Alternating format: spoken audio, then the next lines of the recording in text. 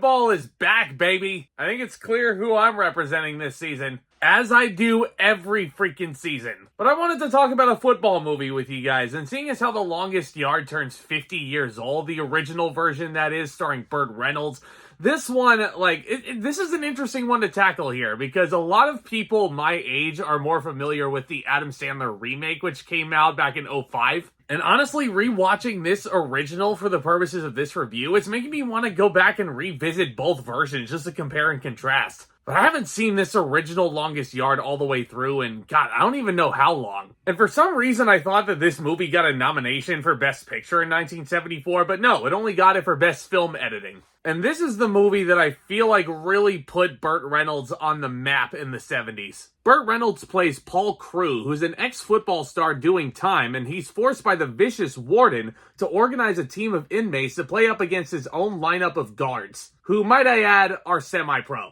The warden, played by Eddie Albert, later on tries to blackmail him into throwing the game, but the convicts have their own ideas, and they see this contest as an opportunity to repay some of the brutality they've endured by the guards. So not only is this an inspiring sports movie, it's a prison movie in the same line of Shawshank Redemption, The Green Mile. And listen, I don't want to say that The Longest Yard is better than either one of those movies upon this rewatch, but it was still really cool to look back on this thing. Just because it's been so long since I've seen this version of it that actually influenced not just the 2005 remake that I grew up with, but a handful of other remakes. And I feel like this is right in line with the Bad News Bears in influencing sports-centered media. Because yes, even though this can feel like a very dated movie just in the costume design and what the Mean Machine and the guards are wearing, but I think what director Robert Aldrich does so well with this thing, he captures the grittiness of a prison. He captures this place as a dirty place to be. Certainly not a place you would want to end up. Especially if you break your probation and take your girlfriend's car out on a drunken drive, which is exactly what gets Paul Crewe into prison in the first place, serving, I believe, a 3-year sentence in this. I know that's what it is in the remake. I think he said 18 months or something like that in this version, which again, still a long time, but it's night and day when you compare the two. And I might as well talk about him. Yeah, Burt Reynolds, may this man rest in peace. He is so damn cool in this movie. He just oozes cool. And I will mention that the opening sequence was a bit uncomfortable to look at, and it honestly kind of makes it a bit hard to root for him. It takes time. It absolutely takes time to root for him. Just because the stuff that he's doing to his girlfriend in this, like, as opposed to the 2005 remake where Adam Sandler is just like, but the stuff that he does to his girlfriend in this, ugh. Yeah, if you're a man, don't do that. Never do what Burt Reynolds does in this movie. But I do appreciate how this movie takes its central players especially and really develops some solid arcs for them. Paul Crewe is a very, very complex character if you really think about it, because he was banned from the National Football League even though he was an MVP for shaving points off a football game. And now he's in prison because he's breaking probation. And once you finally figure out why he does shave the points, this is a perfect I don't give a attitude type character. And I think Burt Reynolds does a really, really good job portraying him. I also really appreciate the performances of the late Eddie Albert and Ed Lauter, respectively, as the Warden Hazen and Captain Knauer. Knauer, in my opinion, is super interesting in this version, just because I feel like this script, as opposed to the remake, and I'm sorry that I keep comparing it to the 2005 movie, I should probably review that, honestly. Let me know if you want to hear thoughts on it down in the comments. But I feel like the original script is more catered to Captain Knauer's character, because The Longest Yard, in my opinion, is so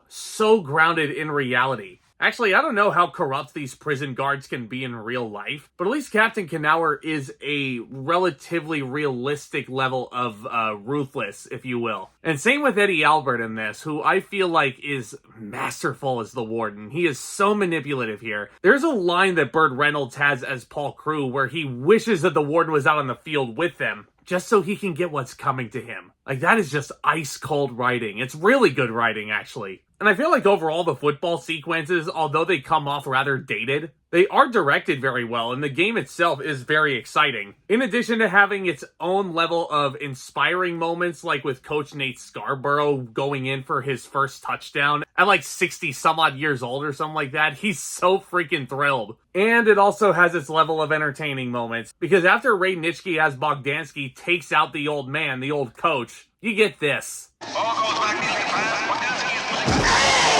And the announcer is so perfect in these sequences too. He's so funny. I think he broke his fucking neck. See? I told you I broke his fucking neck. Crew hit Bogdansky with the ball right in the nether regions. Yeah, I don't know why. This was one of the first rated R movies I was exposed to when I was like 11, 12 years old after watching the remake as many times as I had. But I always lost my at the scene where Paul Crewe would throw the ball into the nether regions of Bogdansky. Like, man, like it seems elementary when you really think about it. But again, it's just so entertaining. Everybody's reactions. Now, I will admit that on a rewatch, The Longest Yard does have some issues to it. For example, I feel like the character of Caretaker feels a bit out of place in regards to the grittiness of everything that's going on. Like, Jim Hampton is good in the role, and may that man rest in peace, but it feels like this script really wanted Caretaker to be funnier. And it's not like you don't laugh at him at all.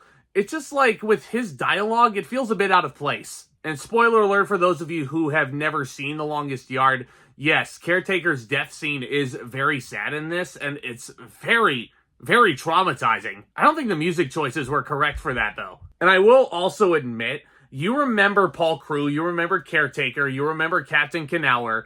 All the other side characters, Nate Scarborough, you also remember.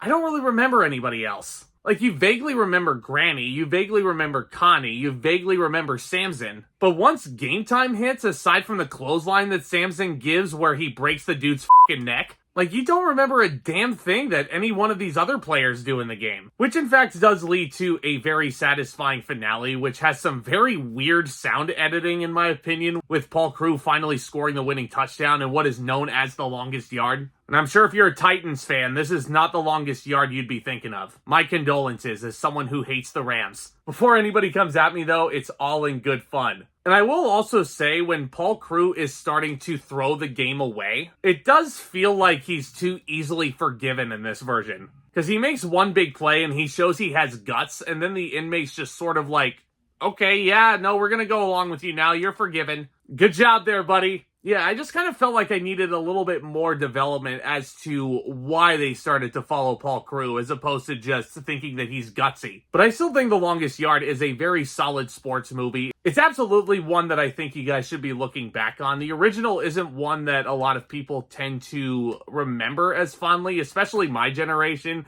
with the remake with Adam Sandler and all that. Again, if you want me to talk about that one, let me know. It's kind of giving me the itch. But as it sits, I'm going to give the original Longest Yard a B+.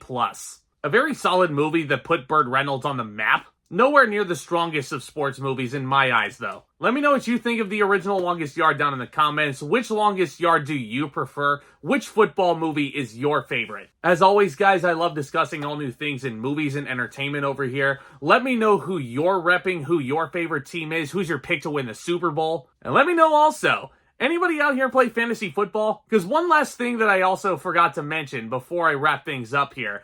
The Mean Machine, that is such a damn cool name for a team. And I'll be honest, I've used that name for my fantasy football teams. What of it? But folks, hit that subscribe button if you're new. Tap that thumbs up as well if you haven't already.